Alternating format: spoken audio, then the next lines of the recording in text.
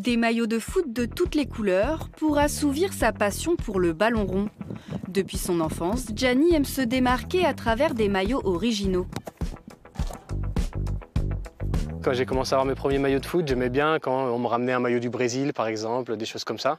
Et je trouvais ça plus sympa d'avoir quelque chose que les autres n'avaient pas, plutôt qu'avoir le même maillot que tout le monde, par exemple. Dénicher la perle rare, c'est son travail. Depuis septembre, Gianni a créé son site internet où il vend des maillots de seconde main. Un nouveau maillot vient juste d'arriver, un Manchester United de 2001. Mais avant de rejoindre sa collection, il vérifie son authenticité. La première chose, c'est déjà regarder s'il n'y a pas des choses grossières. Des fois, il peut y avoir le flocage peut être de travers, le Nike peut être, ça peut être très grossier. Et puis après, c'est des choses plus subtiles. Le textile a l'air quand même d'être de bonne qualité. Sur les faux maillots, souvent, ils sont très fins.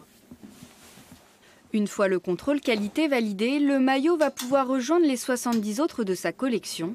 Des clubs de tous les continents y sont représentés. J'ai un maillot de Naples qui date de 1994. Ces maillots qui viennent du Japon. Donc c'est Kobe et Osaka. Ça, c'est le maillot des Kaiser Chiefs en Afrique du Sud. Pour attirer de plus en plus de passionnés, Gianni multiplie les achats auprès des sites de revente et dans les brocantes. Son objectif, rendre plus accessibles les maillots de foot. J'ai aussi monté ce site parce que j'en avais marre des maillots en boutique qui coûtent 120 €.